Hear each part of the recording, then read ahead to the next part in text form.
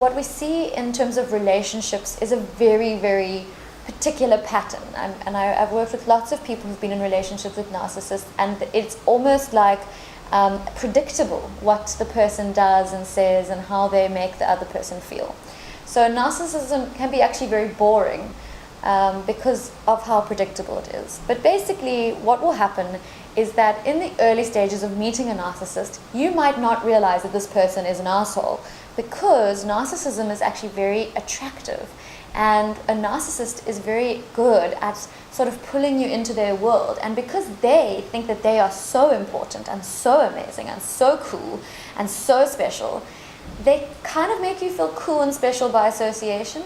So in the early stages of a relationship with a narcissist, there's lots of charming behavior, lots of courting, lots of grand gestures and adventures, and the feeling emotionally is one of the us against the world. We are in our own special bubble, and the world is bad and we're good, and now that you're with me, you're safe. Now that you're with me, you're okay, because I'm so special, and I'm going to look after you, because now that you're under my protection, you're good.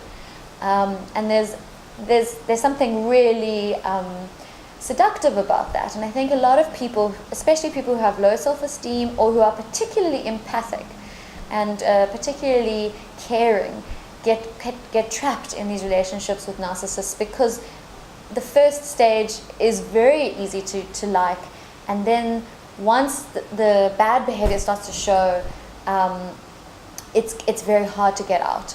So what will then occur is, as the relationship becomes more and more close, and you become more and more intimate with one another, you spend more time together, and you start to see this person not just for what they're showing you, but also from what they can't actually control. It usually comes around issues of jealousy, possessiveness, control, insecurity. So your narcissistic partner will start to want to tell you what to do, will say that they're uncomfortable with certain things that you do, maybe certain people you speak to, or the way you speak to certain people in social events.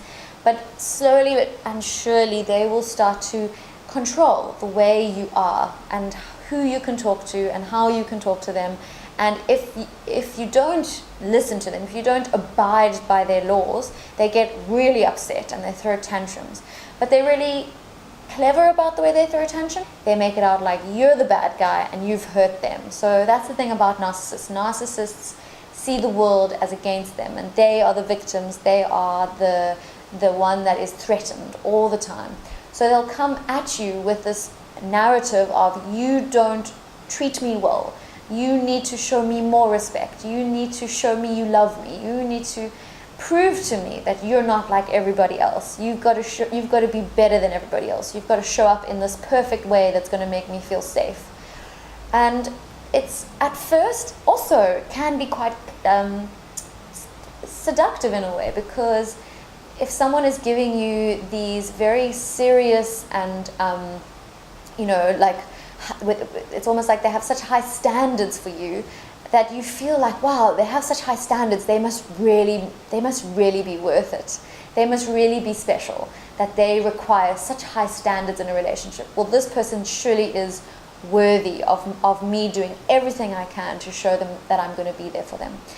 The thing about that kind of a relationship dynamic is that it's never enough. You'll never get it right with the narcissist. The narcissist will always find a way to be dissatisfied with your behavior, to prove to you that you're not getting it right, because they need to have you on the back foot in order for you to want to prove to them constantly how you want to be good. And so what ends up happening is cycles of fights, conflict, where you are always labeled as the aggressor, even though you often feel attacked.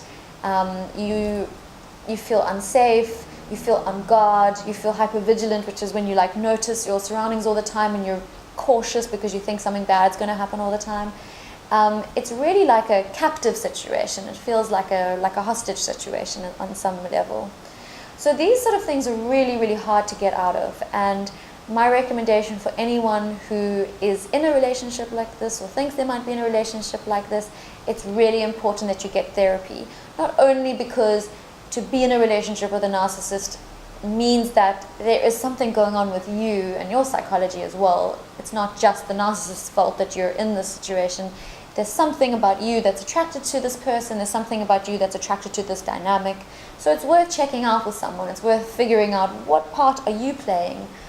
But it's also really important to get support. Because one of the things that narcissists do is they alienate you from your support group by trying to control you and by limiting the contact you have with other people because they're jealous or possessive.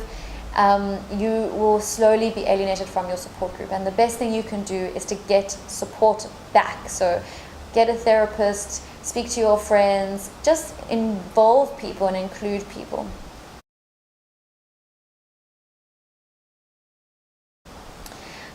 Now, next I want to talk about therapy. So what happens if you're a narcissist, or you think you may have narcissistic traits, or your partner has said to you, I think you're a narcissist, I need you to get help? Well, first of all, of course, there is help for narcissistic behavior. Even people who have, full-blown narcissistic personality disorder, you can actually get therapy for it. The problem is that most people don't come to therapy when they've got narcissistic personality disorder because they don't think they need it. And if they do come, they usually come just to prove that they're better than the therapist or smarter than the therapist. And it's usually a game-playing process, and it's not very honest, and it's not very clear. And most therapies with narcissists are not successful. But it is possible to work with narcissists, and I would say it needs to be done with a minimum of 2 years.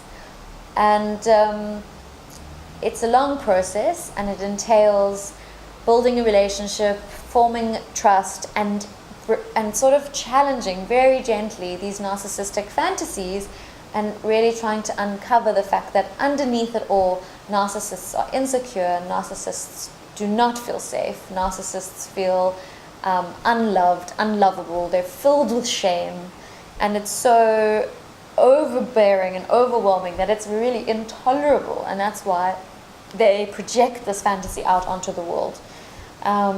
So it is a rough ride to come into contact with all those feelings, and for most people they would rather stay in their narcissistic fantasy, even if it means losing friends and alienating themselves and losing jobs and everything else that narcissists face, because confronting those emotions are really, really hard.